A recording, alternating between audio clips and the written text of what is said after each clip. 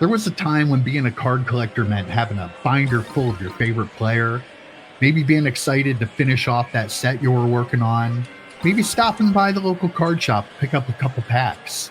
Now it feels kind of like walking into a casino, but instead of winning chips, you're winning slabs. Let's talk about how we got here and if there's any way back.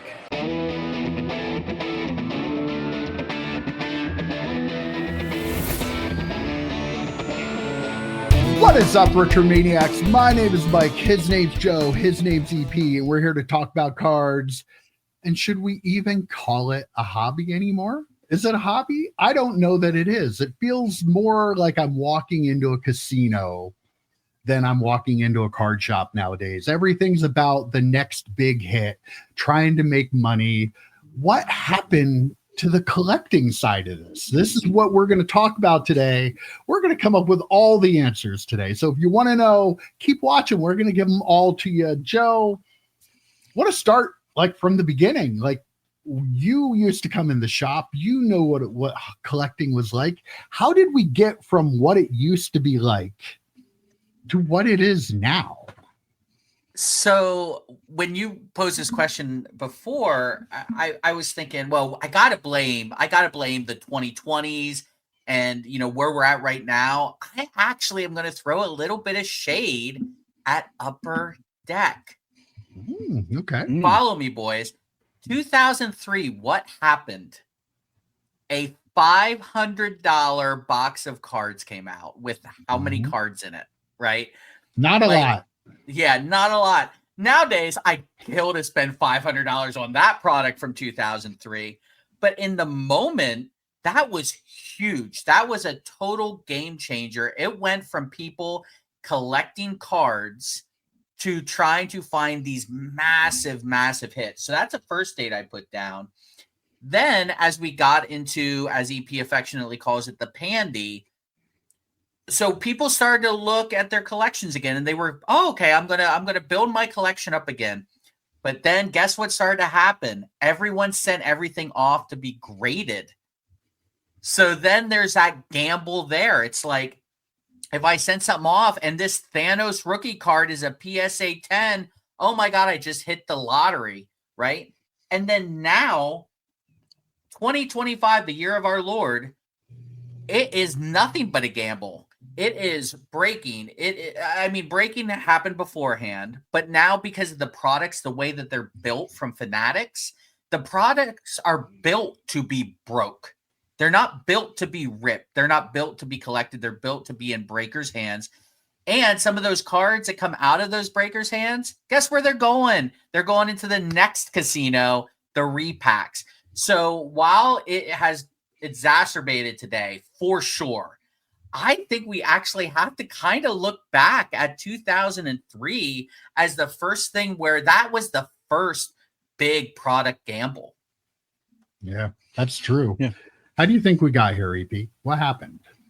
I mean, I think a big part of the reason is eBay and the internet. I think that has played a big part. It has opened a lot of doors, a lot of avenues for collectors, but also the internet has that was at the beginning, but now we have like Amazon where everybody's like, okay, push a button, I can have something on my door tomorrow. And then so the hobby obviously has gone into that. So they're like, I want to buy this now. And that's why we have cards that skyrocket in price because an NFL player throws for 400 yards and 4 touchdowns in the game. And that, I believe, also helps to drive the hobby and looking for the next big hit of a Justin Herbert or of a player like that. And I think that is, I don't want to say blame, but the internet is, I think, a really big part in what got us here. As Joe alluded to, or talked about, the thought that the products are created for breakers, but I think more importantly, the products are priced for breakers. They have priced out the hobby. The way things have gone, and I mean, I put a lot of crap on Panini, but Topps is guilty of it too. All of them are guilty of it. Look at the Leaf products that are all the one of ones for relatively cheap prices, but they are kind of built for breakers to break them open and to display them and do breaks. And I feel like I don't want to throw breakers under the bus because I think there is a place for breakers, But because of the popularity of breaking and because there's so many people who have pushed toward breaking, I think that's more of the issue where everybody is after breaking. Everybody goes into breaks because they know that they don't know, but they think, oh, I can get that big hit if I'm in that break. And I think the breaking has really kind of like push things along in that regard too. No one's buying into a break to get a Chicago Bears team set. Right. Yeah. There might be a couple people. There's a couple, but by and large, Chuck from Silver Sport maybe, but by and large, it's the people trying to chase that huge hit. They don't care if it's for their favorite team or not, I think is kind of the point. And that's why breakers price it that way too, right? That's why the Dodgers are so expensive because they show Shohei Ohtani, a chance of getting Shohei Ohtani 1-1 or whatever. And so I guess we could say that 1-1s maybe the growth, the explosion of 1-1s probably also as again, that's on the manufacturers for doing it. But I think that's also part of the reason why we are where we are. Yeah, I think you guys touched on a lot of it too. It's not any one thing. It's really a combination of a lot of things working in tandem that has just kind of led us down a road to now where it's more of a gamble than a collection. It just kind of trains people to do things that way. The breaking, again, there's nothing wrong with breaking. If you want to take part in breaks, that's fine. You know what it is. I feel like most breaker people that are taking part in breaks do. I'm gambling. They know they're gambling. That's part of the reason they do it. Maybe they like that rush. They like the dopamine hit when they waiting to see what they get. So, but there's just so much of it. Like you said, Joe, you have the expensive product, and then once one comes out, somebody's going to try to outdo them, and you can sell this one for $1,000 a box. I wonder if we can sell one for $2,000 a box. Right. And then you end up with a flawless product that's $10,000, $20,000 a box. And then you have the people out there that, I bet I could sell breaks of this though. This stuff is great. It has such great stuff in it. And they do. And it just, all of these different areas kind of converging together. Perfect storm. Yeah, absolutely. Yeah. Along with the addiction thing, right? The gambling addiction. I think that's a big part of it too. Definitely. Absolutely. Yeah. So I'll ask you, Joe, you used to hang out in the card shop quite a bit. Both you did, obviously, but like today's card shops, for the most part, the newer ones that are being created are nothing like the ones that I had back in the 90s, that's for sure. Like, how have the card shops changed from Mike's Upper Deck back in 1995 to Tom Brady's Card Vault? Right. Like, so shops like yours and some shops that are still out there, like UConn, we've gone to quite a few times, Docs, they are avenues for collectors to come in and get cards. That is what they are there for. Obviously, they need to make money to keep the lights on, but they are there to combine collectors with cards.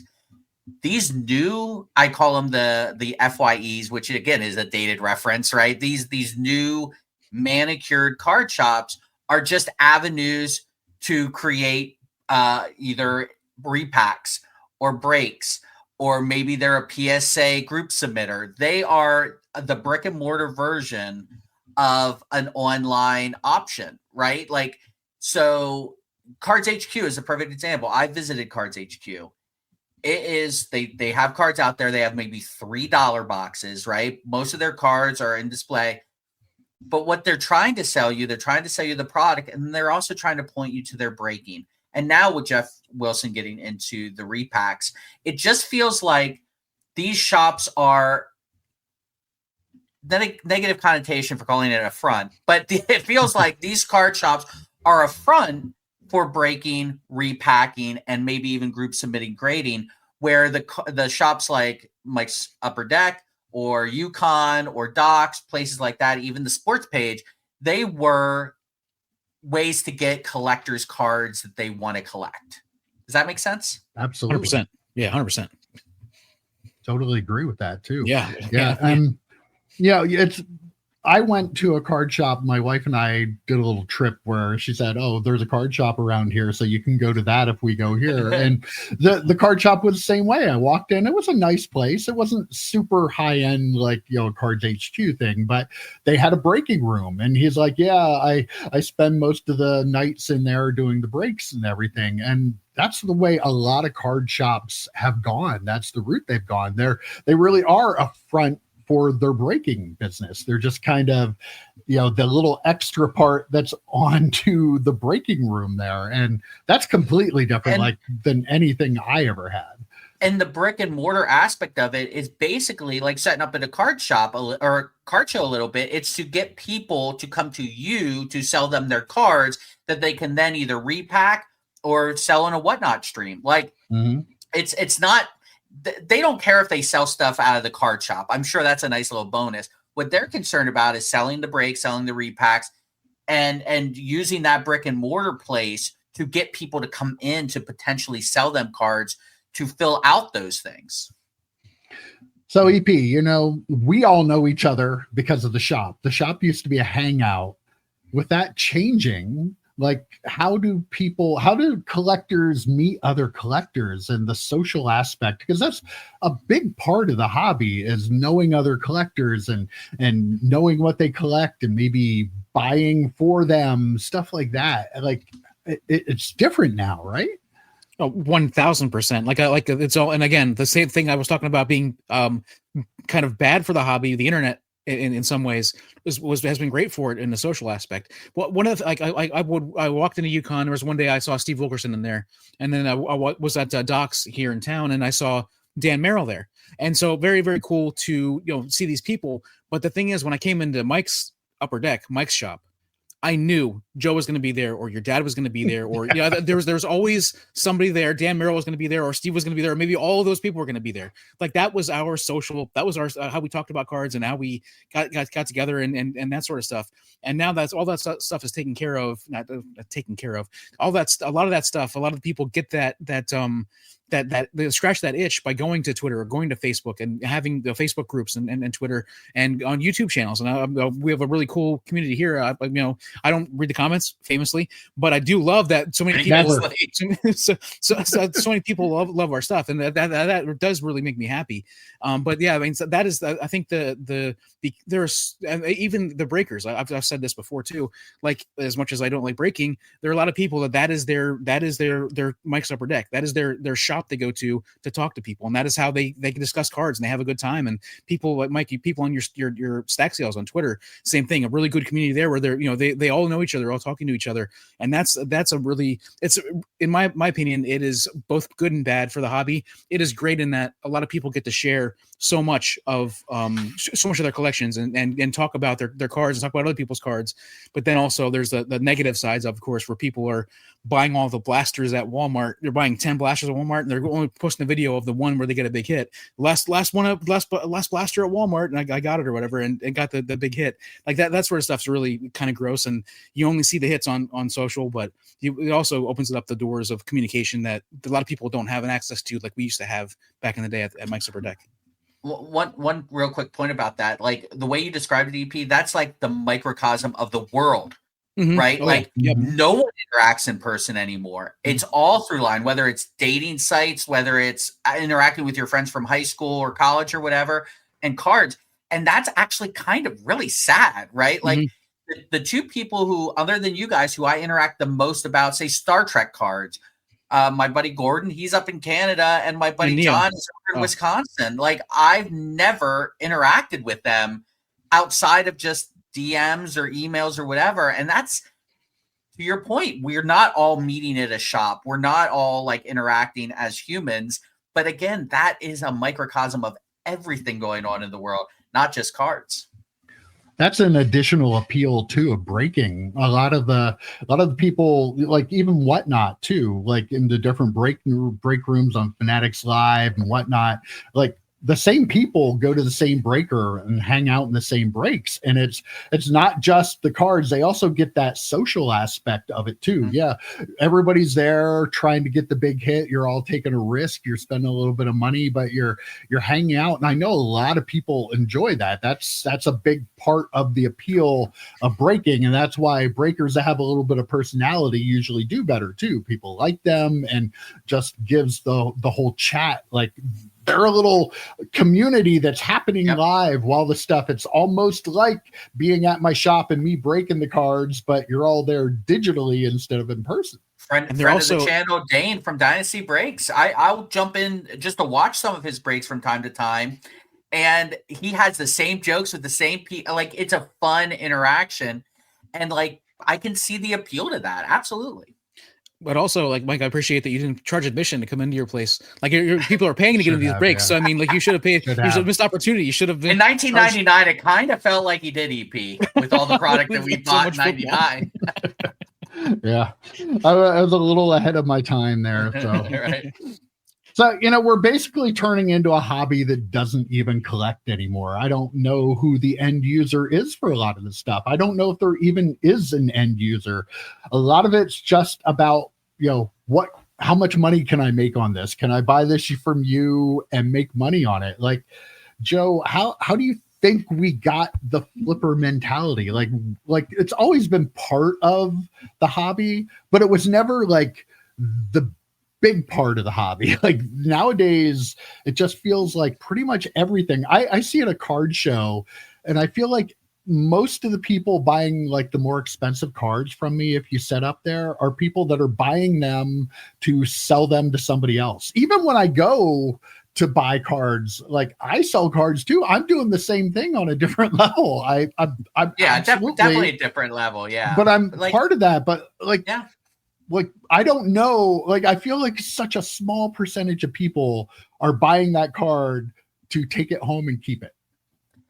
Yeah, it's like the 90s on steroids when it comes to like buying a card just to sell a card. Like, I hashtag blessed, like, Star Trek cards and the stuff that I collect isn't really like that. There isn't like this constant flipper mentality, and it feels good. It feels good knowing that if I sell a Star Trek card on eBay or on Twitter or one of my friends out there in the hobby, I know that it's going to a collection.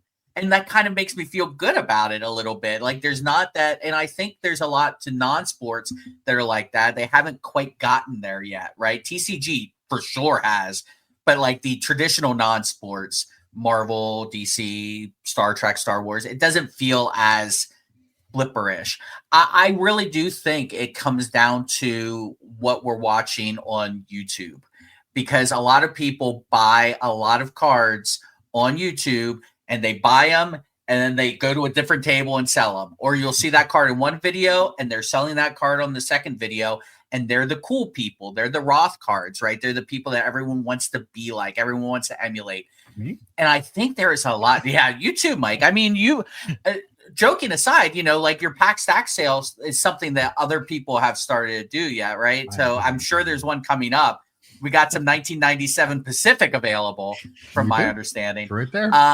But yeah, like, it just feels like people watch this stuff on social media and they want to travel the world like Roth cards and sell cards. And there's this like almost everyone wants to be like a makeup influencer or whatever. Everyone wants to be some sort of influencer on YouTube. And I think they see that. And I think that's the direction they're going. Then there's the other side of it where there are people who legitimately that is their job, which I don't have a problem with. Like you said before, you do it, but you did it at the card shop too. You have to sell, buy to sell. And even Chris Sewell, King of the Nerds, has done it too. He's collector, investor, dealer in that order. And that's what he's doing now. So I think there's a mix of people doing it as their legitimate job, but I think there's also a little bit of clout chasing involved as well, because again, we're looking at this social media aspect.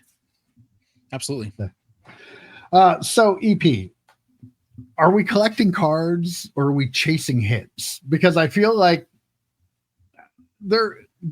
not everything, you can't paint everything with one brush, obviously. But I feel like the number of people that just want that big hit is like way more than the number of people that, oh, I need that card to put in my binder, or, oh, I want that card to finish my set. Like, I feel those people are so few and far between. Are we being conditioned intentionally to chase these hits? Absolutely, 100%. But the thing is, like, I feel like we've been chasing hits from the very beginning, right? Like the This is 1990 true. no name on front Frank Thomas. When you open up a box of cards, even a pack of cards, you're hoping to get a Nolan Ryan rookie back in 1969, or you're hoping to get a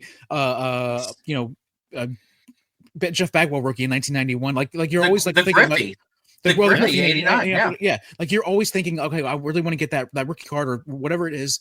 And then we got the Fleer Provisions cards, which were also something different. And I like they're subsets, and all of a sudden they start giving us inserts. Like, oh, everybody likes these insert things that we're doing. Next thing you know, they're jersey cards or autograph cards, that sort of stuff.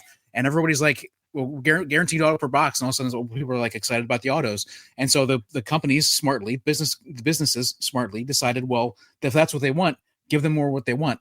And also they were started to shift their marketing to the point where, okay, well, this card's got this product has 1-on-1s in it. This product has patch autos. This has NFL Shield logos in it. This product has 1-on-1 1-on-1 MLB debut patch cards in it. And so, yes, we've been 100% conditioned, and the companies just are going to continue to do it. And the thing is, everybody's buying into it. Like I still like to collect, but even still, I would say I wouldn't be surprised if like 85% of the cards I buy, maybe even 95% of the cards I buy, I'm looking to sell. I'm buying them to be able to sell, where then the 5% are the ones that I keep for myself. And I like to use the hobby to pay for the hobby, but I'm guilty of the flipping thing because I mean, that is part of the hobby. And so I really think, I feel like to agree to your question 100%. We've been conditioned, but we've also been doing it from the beginning of time, from the beginning of the cards coming out, the 52 mail back then. I'm sure that was, even then, people were talking, "Did you get the mail yet?" I'm sure that was happening at the time. The difference is the price, right? At the end of the day, you open up a pack of 89 upper deck. It's what, Mike, were you selling them for? Max $5, and because that was just such a crazy thing. So yeah, the difference becomes from then to now is just the price level. Yep. And breaking, I mean, I'm not talking bad about breaking, but breaking absolutely has led to this because you have that gamble structure in place now, and you have to have the prize to win at the end of the day. So it's the same thing of coming out with the bigger and bigger prizes so you can sell more and more of these break spots. Like it's just that's the facts of this. It's not, I don't think it can be debated that the breaking part of this really has turned it more into a casino than anything else. The grading aspect absolutely started it because you're taking that chance, you're trying to get added value, but the breaking is just like straight up feels like walking into a casino. You're walking right up to the table, you're walking right up to the breaker table, and you're putting your money down and seeing what you get for what you're putting down. And are people keeping those big hits? Right? No, they're probably selling them. Right? Most likely. They're not even about like getting something you want for you. It's about getting something that has a monetary value more than what you're paying for it, so you can profit on it. And that's what's happened. Back in 2012, when I got back into it for a little bit, was buying cases or whatever. There was a guy that I can't remember his name on YouTube who was he was breaking boxes for people. So people were buying boxes from him, and he was breaking that so people could see what they had. But even still back then, the breaking wasn't breaking to break into the individual by team or anything like that. It was, I'm breaking this box for this person. If you're interested in the cards, they'll sell it, and then he would ship the cards off to that person. And so it was. Was it me with a Cheers box? Was it me with the Cheers case? No, that's what I do. So that was kind of the breaking. But if you think about when we were buying cards, we would buy a box, and so it made it easier to collect an entire set or to collect a team set because we were buying a box, we get a bunch of cards. I wonder if now breaking makes it more difficult for people who want to, or I mean, people who don't want to collect, but I wonder if that is also like a side effect of just not being able to buy a box of cards anymore. Like I can't buy a box of SP or whatever, and I can't afford it. So I wonder if that's what that has led to people saying, well, I can't collect my team because there's no easy way to get into it. And I wonder if that's a little part of people not collecting as much as they used to. Yeah, they're trying to get the big hit. So yeah, and it absolutely has changed the price of wax. You can a manufacturer can price wax whatever they want to. They literally can, because even if you and I as a collector go, no way I'm paying $700 for a box of that, the breaker's like, oh, I got to get that in because people are going to want to break it. I'll pay $700. And there are still people out there that argue that, but that's absolute truth. I don't think you can argue. You can see what the prices have done, and manufacturers, they're going to take advantage of it. They're going to push the boundaries until it stops, and I don't see it stopping anytime soon. And now a manufacturer has a breaking network. Yeah. The manufacturer. The manufacturer has a break. Right. Yeah. And a way for them to continue making money off of the product they already sold. So, I mean, for the people on that side of it, especially the manufacturers, there's tons of money to be made. So there's money to be made. Guess what? They're going to keep making the money. It's not going to stop. Yep. All right. So let's wrap things up here. It really seems like there's not much of a chance, but I'll ask you guys anyway. Is there any way that this hobby can maybe dial back towards being more of a hobby, or is this thing just a casino and that's what it's always going to be from now on? For sports cards, it's toast. It's not a hobby anymore. For sports cards, absolutely not a hobby anymore. Yes, there are people, a lot of them watch our channels, Scott Spalding, Bargain Boxer, those type of guys. Yes, absolutely. This is a hobby for them for sure. I think we are more the exception than the rule a little bit at this point. So I don't think, especially as Fanatics has these licenses for the next 20 odd years, they're not going to say, hey, instead of having all these debut patches and these huge hits, why don't we scale back and just make flagship from now on and just have no inserts and just make base? Of course, they're not going to do that. Right. So the wheel will keep spinning. And it's an Ouroboros. It's just a snake eating its own tail, because they're just going to keep going around and around. They're going to make the product. They're going to sell the product. They're going to break the product. They're going to repack the product, and so on and so on. So yeah, there is no incentive for the manufacturer. As you said, the manufacturer. There's zero incentive for them to care about this as a hobby with collectors.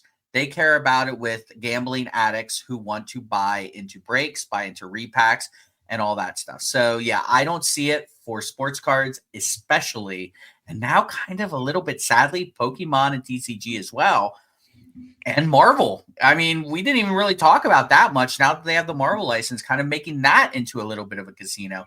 Yeah, I don't see it changing anytime soon, especially when Fanatics has those licenses. Yeah, there's a chance, but I'll get to that in a second. I would just to riff on what Joe was saying a little bit. There are too many younger people walking around with cases like the Zion cases of cards that are way too expensive they're not too expensive, but they're more expensive than anything that I had when I was a kid. And we're jealous. Those cards, and I'm a little jealous. Yeah. And the thing is, those kids, like I don't think they're collecting those cards. They're looking to flip those cards, and that's not. And I think that is ingrained in the younger generation. And I wonder what the percentage of those younger kids are actually collecting cards as opposed to buying them to turn them into higher end cards. And I think that's probably a lot of it. To the main point, I think there's a very slim chance, but it would take an absolute collapse of the entire card market, an absolute collapse of Fanatics, an absolute collapse of everything, to the point where we're back to practically using stone tools essentially. And we were back to, and I just thought that chance is like 1%, less than 1% probably that anything like that's ever going to happen, because there's already so much money being pumped into it by so many people and so many different areas like PSA and Fanatics and all these different things pumping all this money into it, and then all the people that are spending their extra cash on this new exciting asset class. Like it would take like I mean like maybe even like the end of the internet kind of thing. Thanos would have to get all 5 Infinity Stones, yeah. snap his fingers, and then say, I'm going to, what's he say at the end? I'm going to strip it down to the last atom. Yeah. You know, so you people can't remember what you had once. Like that's kind of what it would, to your point. And one other point to that is, yeah, it's not just people spending their extra money. You've got people like Mr. Wonderful Paul Orndorff putting millions of dollars into the hobby. So the odds of it collapsing like that when there are very important people putting a lot of money into it, come on now. Yeah. You know, it's getting too big to collapse anymore. But EP, you make a great point about the kids too. Like we're dinosaurs. So, you know, our opinions on this, because we remember what collecting was and we have very nostalgic memories of that time, but it's different now. It is different now. There are still collectors, but those younger kids, they're not. I feel like they appreciate some of the cards that they have, but they don't collect them. Like it's not something that they're picking up a card and going, I'm keeping this forever because I love this player. It's like, this card is so sweet. Look at the patch on that. That's killer. I like having this, but you know, I could get that one. If you want to give me enough money, we could trade, or I could buy this one, sell this one to buy that one. So they don't have the collecting mentality, and this is going to be their hobby. It's not going to be our hobby in 20 years. It's going to be their hobby and their kids' hobbies. And this is all they know. Like there's nothing different about this for them. It's just the way it's always been. For us, we look at it and we see it's different. It is different, but not for them. This is their hobby and they enjoy it. And then they go 6-7, and none of us know what that means. Nor should we. Nor should we. I have this PC box back here on a shelf back here that has my PC cards in it. It has my Brady rookie, my Mike Trout rookie, my 86 or 87 Fleer, Barry Bonds solo pack thing, and that stuff does not ever go with me to the card show. But I feel like those kids that bring those cases, that is their entire collection in there typically, or anything good in their collection, it's all in there, and that's the different thing between. They don't have base cards. They don't have a 5,000 They might if they bought some blasters, but they're sitting in a box somewhere that they don't bring them. They threw them out. They threw them away. Oh, really? Yeah.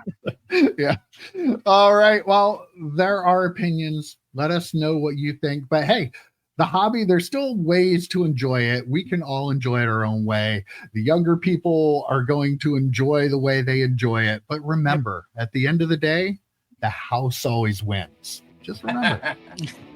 All right, guys. Good job. We'll see you next week. See you, boys. See you.